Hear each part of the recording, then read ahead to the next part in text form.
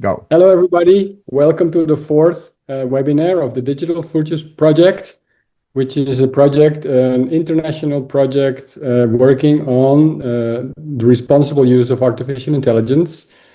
There are many grantees across the world that are participating in this project, mostly NGOs and academics and non-profits.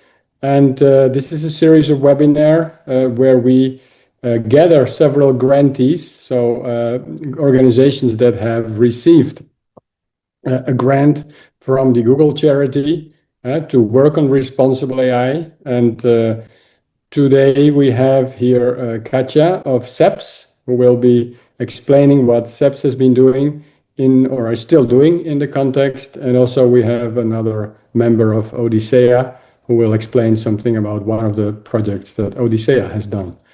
Having said this, I'll give the word to Frank, who will moderate this session.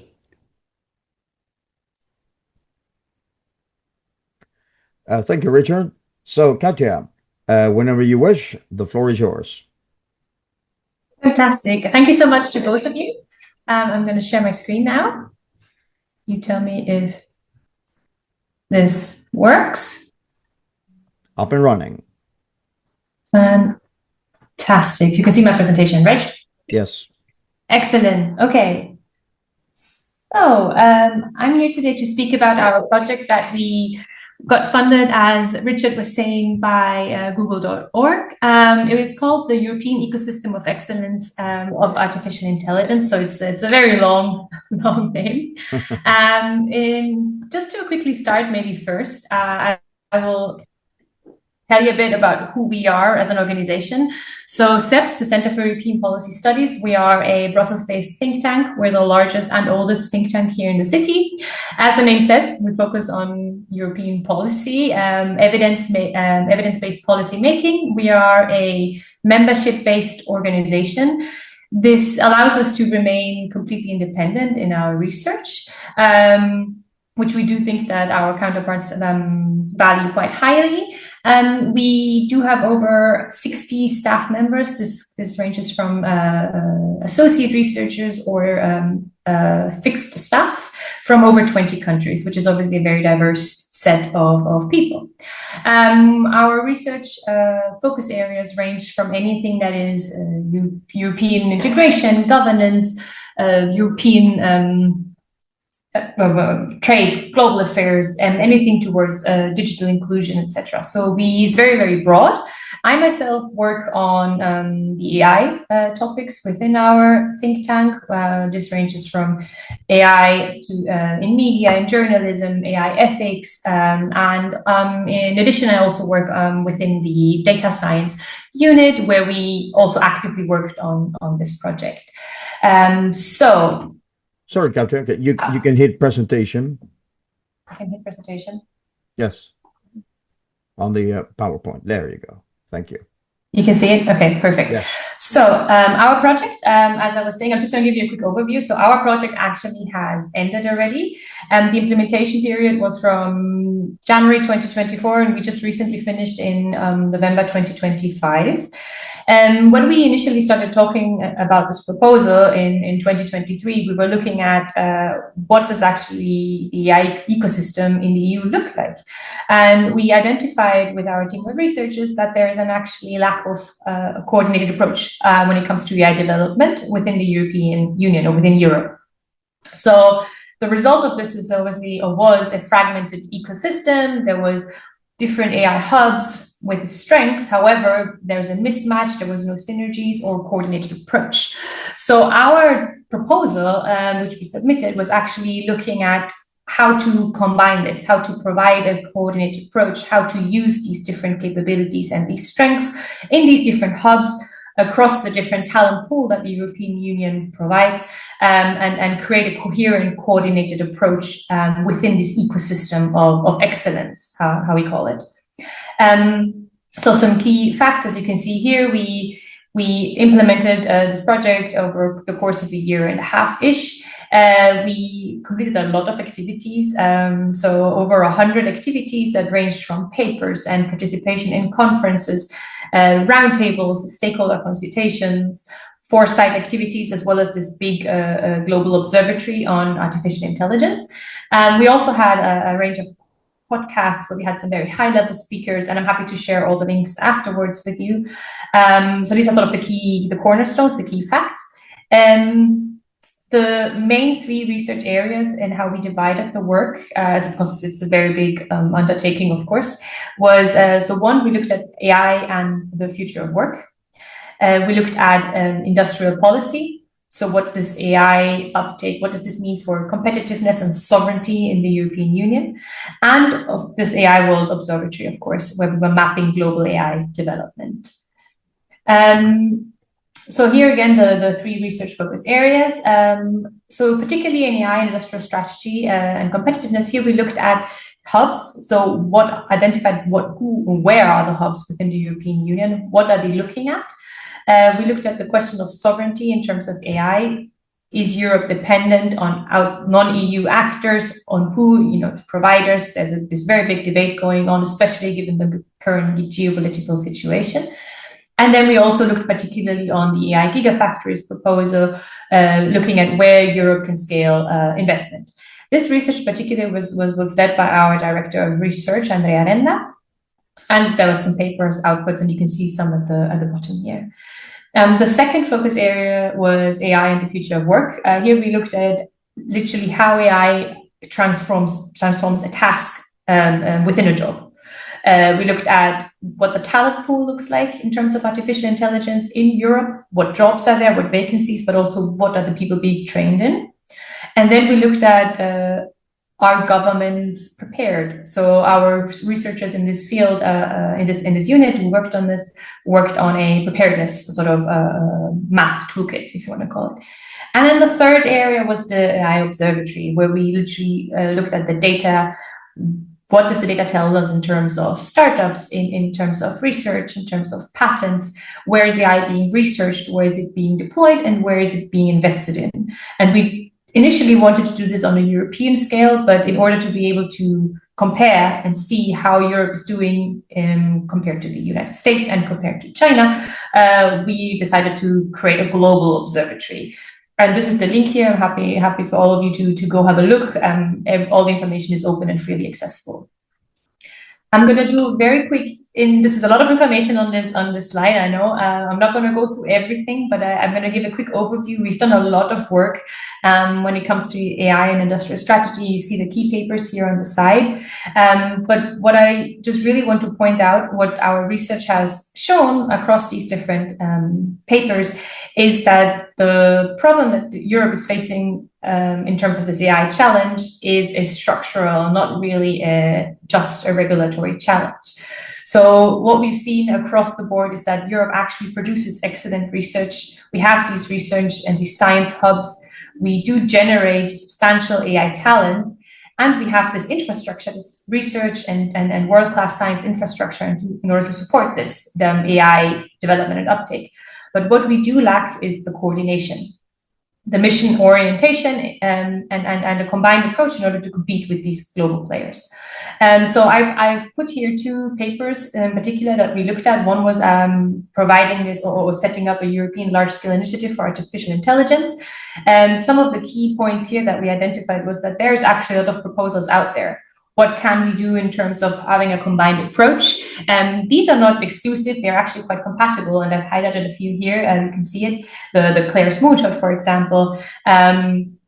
What we actually proposed in this paper is that we combine these approaches. We combine these approaches of what a European large-scale initiative could look at, and we also proposed a budget, which of course is quite high. In terms of what is for us was really interesting in terms of the Gigafactories proposal, we used the AI World data and looked at where the proposed locations were, and there was also a mismatch between where the European hubs are in terms of compute, for example, in terms of startups, and where these locations have been announced for the factories. So you can see that there's this risk of Europe promoting and putting funding into these factories, but then still having this dependency. Our director of research, he suggested this BAPE framing. Buy American for now, but then build European for the longer term. So we're running with that term. So I think I'm gonna leave it at that in terms of the industrial angle. I think just as a final statement is really what all the research across the board, across these different papers in these different stakeholder consultations that we've done, is really the call for action in terms of a coherent strategy across Europe for building, owning, and governing AI infrastructure, not just creating the rules of how to use it. The second area of research that we looked at and that one of our teams looked at was the future of work, as I mentioned.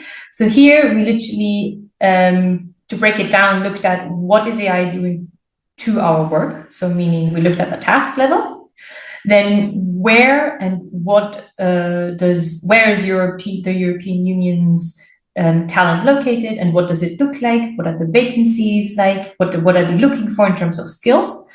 And the third paper that was written by our team was how do we prepare for this AI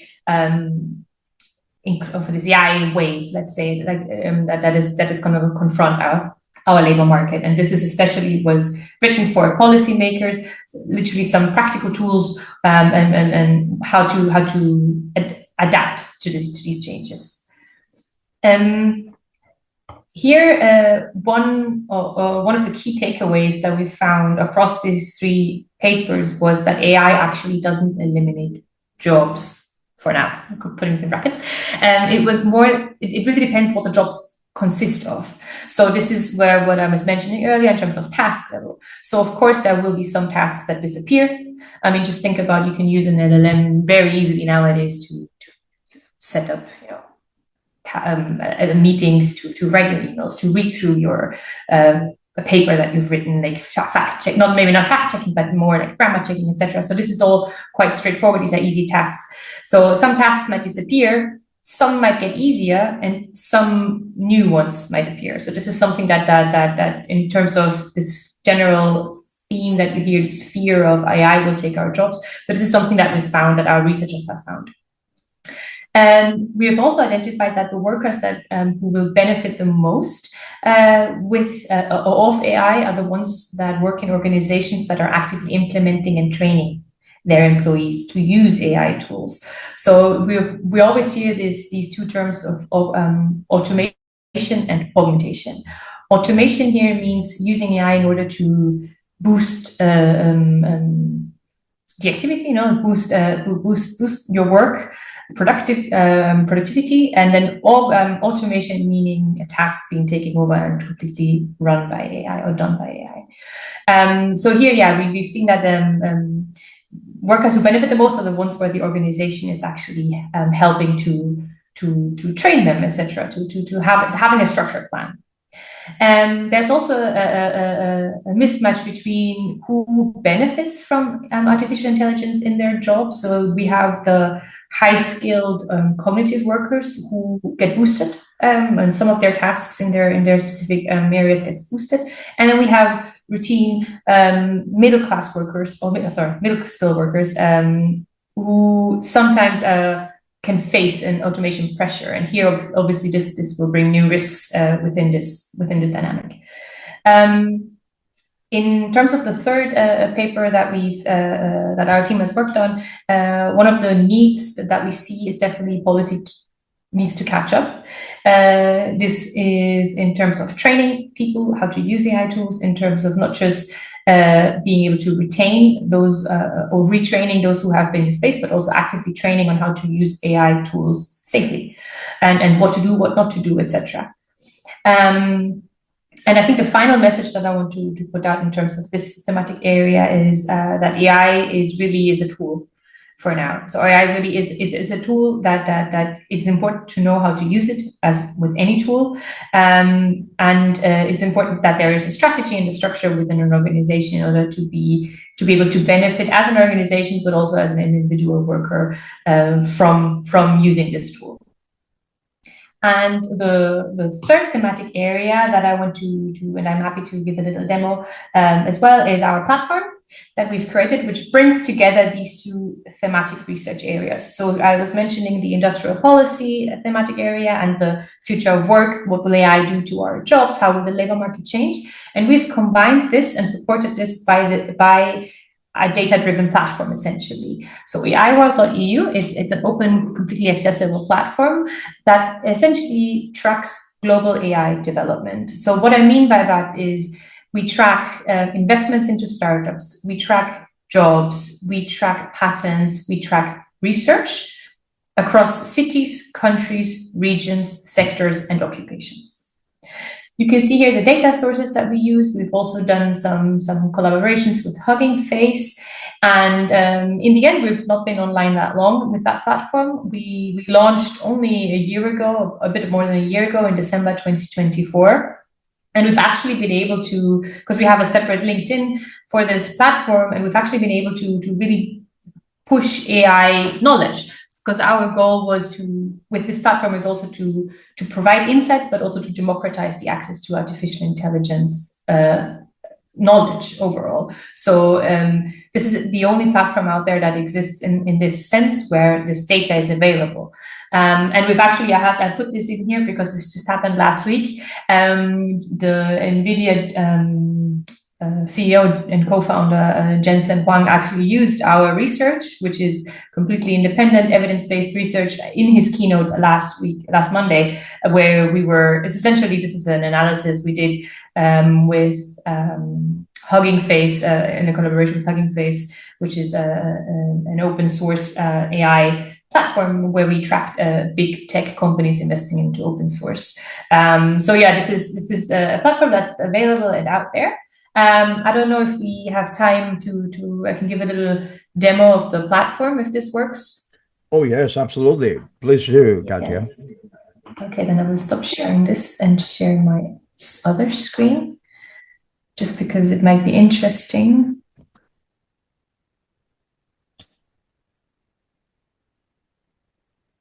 Apologies, I should have said this. No problem. Earlier. That's okay. So, can you see my screen? It's coming up. Yes. Yes? Perfect.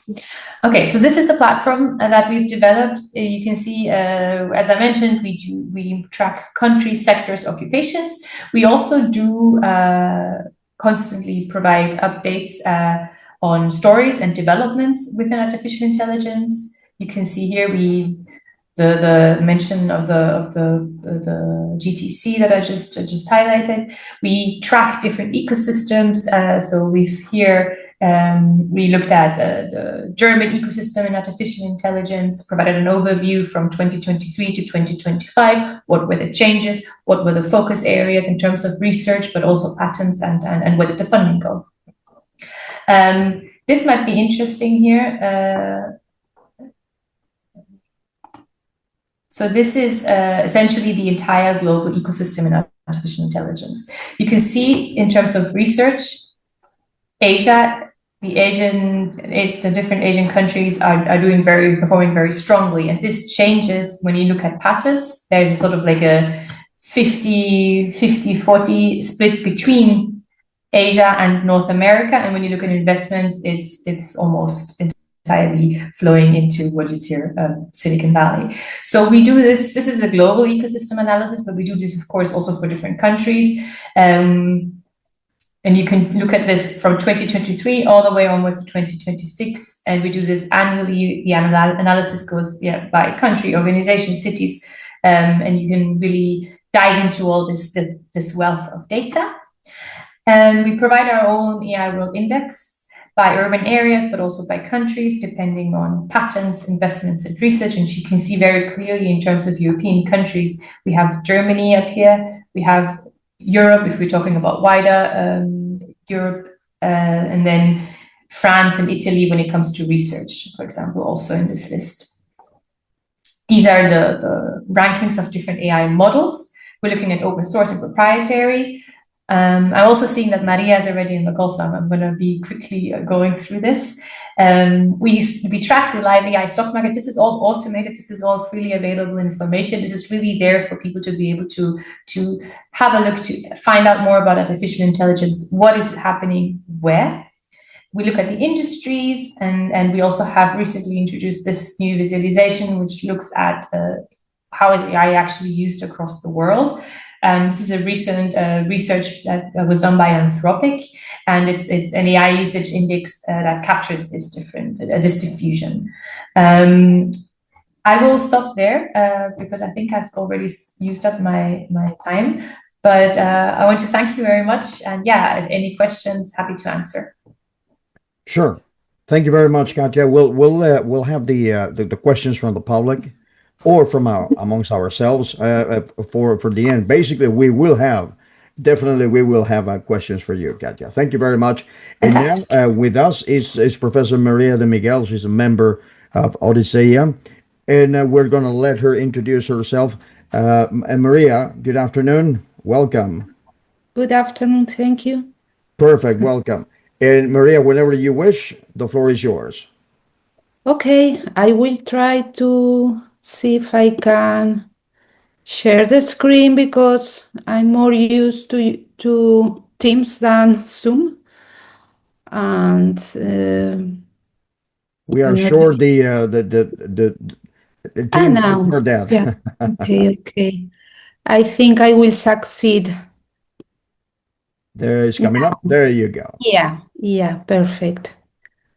Okay, so sorry, one moment. No problem. Here we have the PDF. Okay, I will minimize this just to see better the people. So, okay, good afternoon, and thank you for the opportunity to show the work that we have developed during the CAIre project. This is a project that, as you know, is has been developed through OdiseIA with the support of Google CAIre. And in this subgroup 263, we have been working from the UPV with Professor Jeremy Medeiros of the UTMed University. And I will show you more about our work.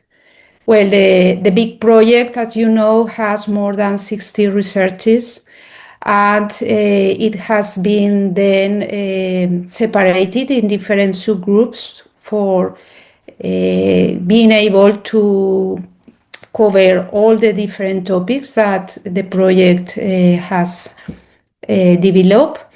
The subgroup 263 has been more focused on the advantages and risks of using generative artificial intelligence in the labor market, and especially on vulnerable groups. It's important to take into account that the project has evolved during 2024 and 2025 because, as you know, the technology is developing very fast, and so maybe some of our findings now are even obsolete because the technology is evolving from month to month. But of course, we have been these 2 years working on new insights of this new technology. Our objective in this subgroup has been to propose different public policies and ethical strategies for how the labor market is being impacted for this new technology, generative AI. And of course, we have seen the advantages, but also some negative impacts that we could find. And we have wondered if we could have an joint approach from the philosophy and from the business organization to answer 2 questions. That is what we understand by vulnerability and which economic sectors may be vulnerable to the impact of Gen AI in the employment. It's true that the part of Jeremy has been more focused on disabilities and vulnerable traditional groups, but in any case, as we will see, some of the findings of my work could be applied also for the part of Jeremy and some people with disabilities. The methodology that we have followed was to focus on some group that we thought that from the economic point of view could be vulnerable for the generative artificial intelligence. We took cultural and creative industries as a case study because it's a sector that we have been working on in the last year, so we have more information about it. Our analysis has been based on primary information from different interviews with creative and cultural professionals on one hand, and on the other hand, we have collected secondary information from literature review and also for all the information that has been generated by the different subgroups of the main project. Well, the concept of vulnerability has been broadened with the impact of generative artificial intelligence. So we could have two different groups. Ones are the traditional vulnerable groups. For example, we could have all people or people with specific disabilities, but also we could find new vulnerable economic groups that are more related with specific sectors and moreover with the people who is entering now the labor market, and they found that maybe some of the basic tasks that are normally done when you start in a career are being substituted by the artificial intelligence. So we can see that the challenge is not only technological, but also social in the sense that if we don't see artificial intelligence, well, more generative artificial intelligence and as a supporter, and we think that it's going to replace some of the human work. So it's not only to be, of course, a new technology that could have advantages, but also could be an instrument of more marginalization. So in this sense, we consider that a people-centered approach or human-centered approach is necessary not only to value the positive impacts, but also the negative ones. Related to the opportunities from the primary information that we collected with the cultural and creative professionals, we saw that many of them are using generative artificial intelligence tools. And we have also separated the different professions. So we have not seen all of them as a whole, but all the specific professions that could be integrated in cultural and creative professionals. And as we have seen, of course, they are already using these tools, but we could say that they are not using them for the whole creative process, but they are using the tools in specific steps of the creative process.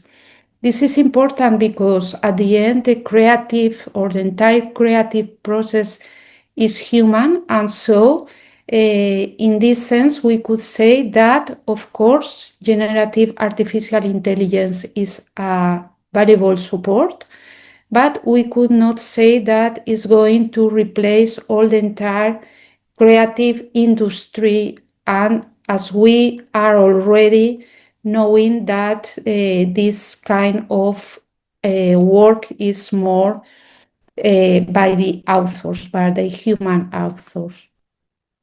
For this reason, we could even find different controversial aspects, and we found from the interviews that normally professionals are worried about how the content is collected by these tools. So many of the copyright works are not recognized. And on the other hand, how the transparent is the process in the sense that all the outputs that the generative artificial intelligence is providing are not always well documented. On the other hand, these two first questions could be more related to the product itself, but also we have the aspect of the person itself, that is which type of training the workers now and in the future will need to adapt it to this new technology. And this could be applied for the cultural and creative professionals in general, but moreover for ones that could have some disability. And this has to be into account for these tools to co-create with the different professionals, even if they have or not a disability, how these new tools could be adapted to them. So if we don't have specific public policies, could happen that this tool could favor some inequalities into the workforce. The responsibility of these tools is, of course, very important, and this is seen from an ethical point of view during the development and also during the application. As we can see, depending on the professionals and the moment that they are using generative artificial intelligence, they are more or less threatened by these technologies as much as they think they could be replaced. For example, in illustration, they are more warned about them. And for example, in other sectors, like in the communication professional, when it is used and it has been already integrated as a support, for them, the technology is not so, or not, they are not so threatened by it. Regarding the workforce necessity, we saw, as we have said, two groups. On the one hand, the people who is already in the labor market, but they are older, and so they see that they are not prepared for the arrival of generative artificial intelligence, and so the digital divide could be wider for them. But on the other one, the young people. The young people, because for the first occupy positions that they could have, many of them are being automated, but also on the other hand, because they cannot access to the professional versions that normally are paid. So the premium versions or the more quality or with more quality of these versions normally have this economic barrier because they have necessary to be paid for using them. So we could see that even if we are studying the impact of generative artificial intelligence in the workforce, and we could see specific sectors, even in one specific sectors, the necessities of the different subsectors could be different. So we should pay attention to each professional one by one. Also, it's important to take into account that there is a lack of technological training and requalification because the workforce many times is not prepared for this new technology. Even here in the university, we are now adapting to this new technology. So technology goes very fast, but the period to be adapted to it in the studies and also in the companies is slower. And also the access to some of these tools would increase the risk of exclusion because not all the professionals have the necessary tools or premium tools to have better results. Also, the impact in these young professionals is big. If you can see many of the employment offers that are, for example, in LinkedIn, many of them are looking for professionals, but to train the generative artificial intelligence tools. So in the moment that the tool is trained, this work is not necessary anymore. So we think that in the specific case of the cultural and creative industries, it's important to know that they are having a decrease in their revenues because many of the copyright works are being used without permission and of course without compensation or an economic compensation. And also we think that education is going to play a critical role. And in this case, we need to focus on people-centered approaches to being able to transmit to these new professionals the necessity of designing responsible tools in the future. If you need more information, all the works that we have developed are online. And of course, we are open to any question that you would like to do us by now. Thank you very much. And I don't know, maybe I have been very fast. Oh, it's perfectly fine. Thank you very much, Frank. Maria. I appreciate that. And also, we do have folks out there who would like to raise a question. That we're more open to it. So go right ahead, please. Also, the resources, Katja, in this case, if you also in our case in OdiseIA, all the research material we have done through 13 different groups on the CAIre or CAIRE project, which is the DFP project, basically on our own brand. They are all at OdiseIA.org. Everything we're talking about here is going to be on the description on YouTube. Okay. And also, Katja, shall we have a link to the platform you just showed us? If you would like to have any other further references to these very interesting platform that you have developed. Yes, sure. I'm happy to share any of the links to all of the outcomes that we've produced. That's the platform, but also the papers. We've produced quite a lot of different types of materials. So I'm very, very happy to share that. Yes, indeed. And one of the slides that you showed, if I understood correctly, is that Mr. Juan has used one of your slides or one of your research material? Exactly. So what happened is Wow. that, so as I mentioned, we also do stories, so data stories and updates, and we've worked a lot on open source AI. So what we looked at in that particular case, and this happened last summer, we tracked a big tech involvement into open source AI, and there our team, so our data scientists, they created this visualization.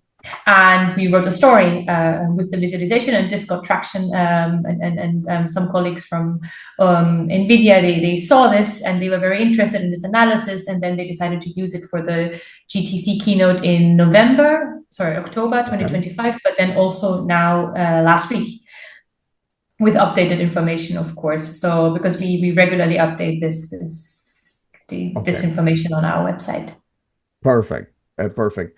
There's a question, since we're waiting for the questions to come in from the public. If not, we'll just wrap it up. But in any case, Maria, a question for you and for your this subgroup 2.6 that you were spearheading with Professor Jeremy Medeiros. We say hello to him. He was unable to attend.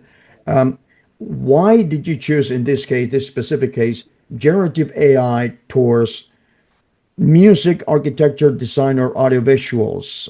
Why that?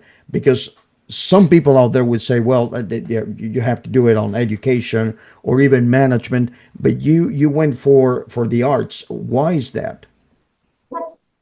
Yes, I have done many works related with cultural and Oh, creative industry. I don't know why.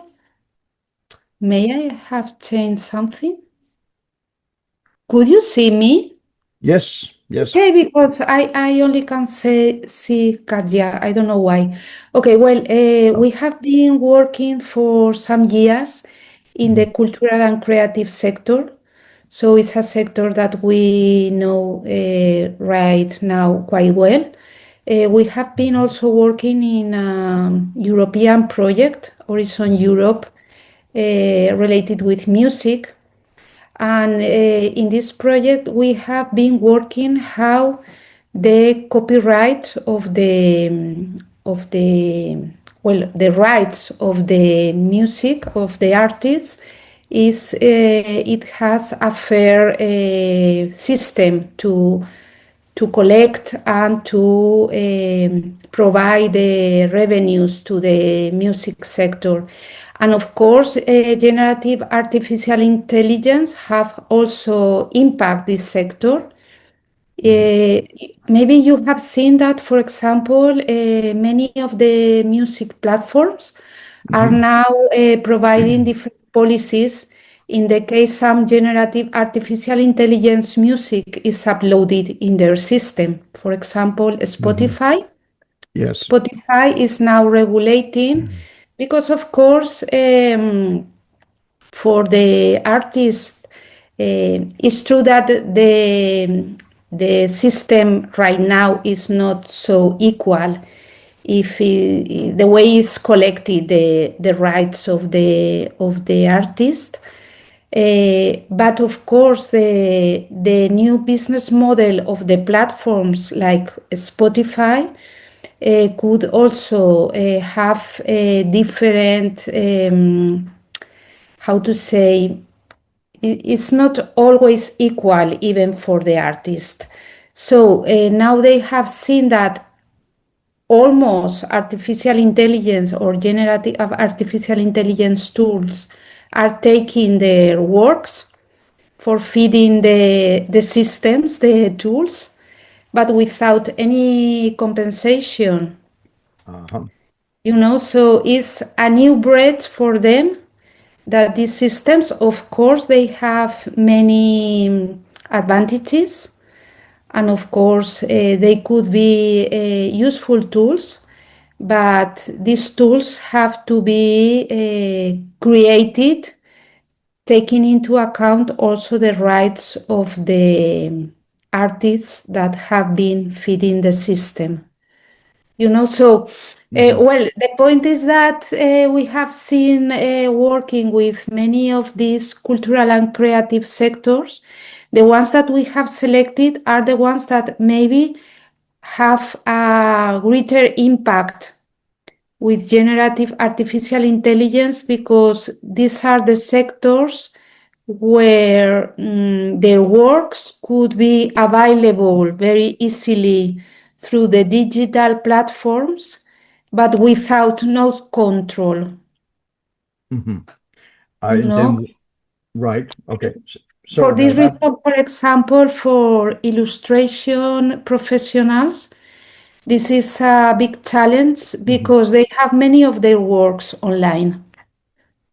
Excellent. We have a question, and we will allow this. This is Idoia Salazar, actually, it's our president here at OdiseIA, but we'll allow her to speak. She's had a question.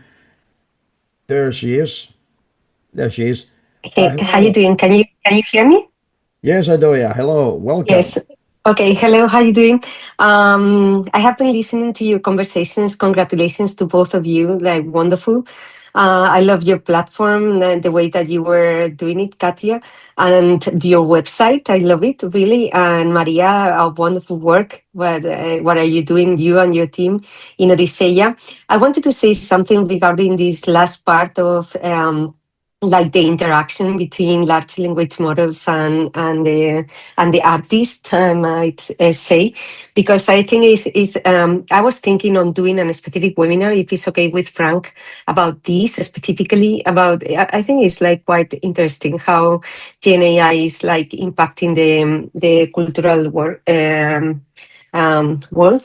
And what I see, I am actually in several groups discussing this, also with novelists, with people like from artists from different fields, and I don't know if we could get at the end. I wanted to ask you also, because it's like quite difficult to try to get an agreement about the best way to do this, because in my mind, what I see is that it's like, for example, if you go to a library, you read a book, and then you say that because you have read that book, whatever creation that comes out of your mind, maybe you will have to pay something for the book that you have read maybe some months ago.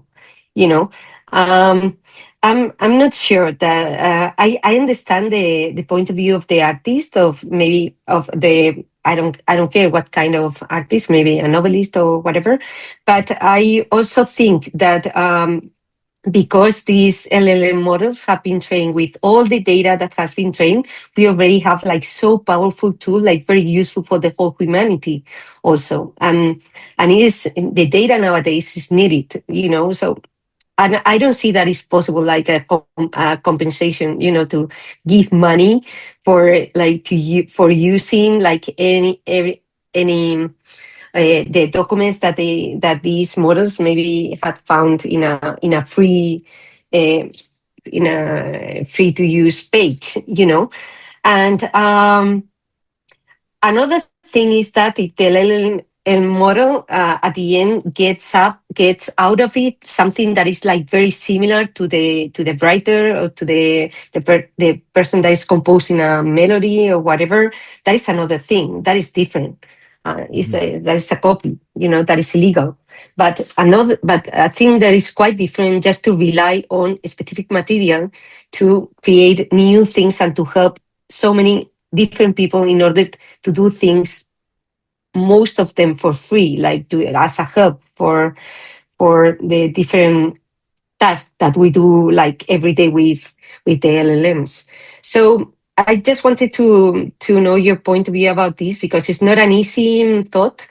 And nowadays, as I'm telling you, I'm like with different groups discussing this, and we don't get an agreement. Thank you, It's for Katja. me. Yes. It's for me. Yes, well, the point is that normally when we think, for example, in the case of music, when we think on artists, we think of the big ones that are earning a lot of money. But our interviews have been not for them, of course, but it has been with small professionals. And in this sense, for them, their incomings are with the copyright. If not, they have no incoming. And it's true that, of course, the system has very advantages. And even in this European project, one of the partners is a company that is using generative artificial intelligence in music. But the point is that even the platforms, when we have been interviewing all of them, all the artists, they say that it's true that the premium versions have more quality, but because they have been better trained. And how are they better trained? They are better trained because they have inputs that have been paid. Okay, for example, one of these persons has a YouTube channel of music, very well developed, and one of these platforms of generative artificial intelligence for music offer her money for buying all the rights of her platforms, but few money.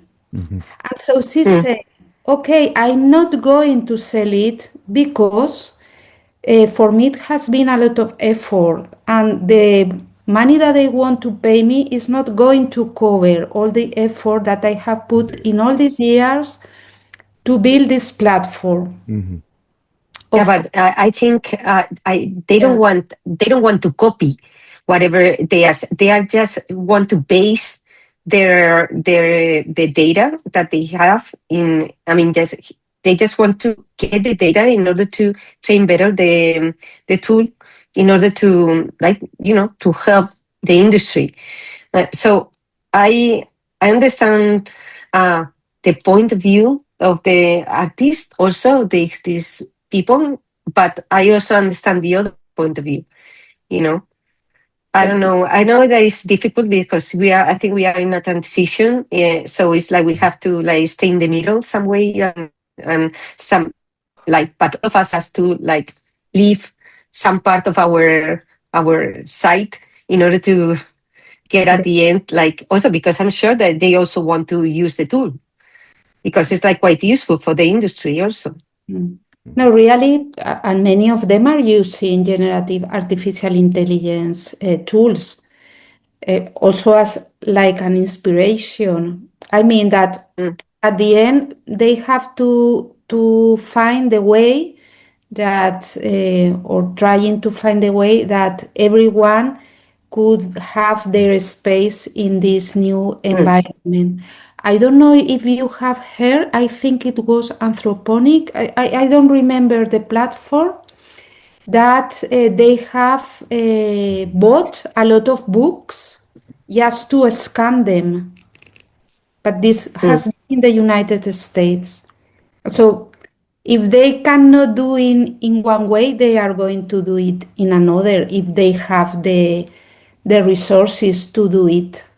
So it's true that it's difficult, but also I'm not an artist, I cannot appreciate it, but many of them say that they could appreciate when an artistic work is made by an artificial intelligence or is made by a human.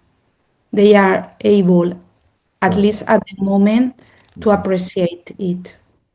Okay, perfect. As Okay. we're, thank you, Idoia. As we're on the final 5 minutes, wanted to ask you, Katya, as well. Let me share the also the screen here on your website, basically, as you can see right now. Wanted to ask you about because there are three studies right now that you pointed at before, and there is this also this study that I on my field research I was looking at these research priorities. Tell me what this is all about because we're going to post a link to it on the description of the YouTube. Okay, so as I mentioned earlier, CEPS is a very large organization. So we have many different thematic Okay. units that focus on different topics of research. And essentially, this document that you can find there on our website are our priorities, each unit's priorities in terms of what we want to focus on with our research this year. And you will see that there's a very broad range from depending on if you want to look at that. There's a focus, of course, on Ukraine security, foreign policy. This is what our foreign policy unit will focus on. When it comes to the units that I work in, we're gonna look at the Apply AI strategy. So we're actually launching a task force with our director of research, inviting different stakeholders to the table to really discuss this strategy, this proposed strategy in depth. And as you probably know, the Apply AI strategy looks at 11 different sectors. So we're gonna start by really looking in depth at 3. So it's going to be healthcare and pharma, it's going to be automotive and mobility, and it's going to be government and public institutions. So we are currently, so this is open for people to join. We have it also on our website. I'm happy to share the link as well to that. So this is going to be one of the priorities that we're looking at in the thematic unit that I work in. Okay, perfect. And we're running out of time. It has been wonderful to have you both here, and also our president Idoia Salazar has had a few words and questions. Thank you very much. And thank you to the general public who have been watching and whoever is going to watch this on YouTube in the following days. My name is Frank Escandell. I'm chairing on behalf of Richard Benjamin, who had to step out for a personal situation. Thank you very much to DFB, and thank you very much to the support of Google.org.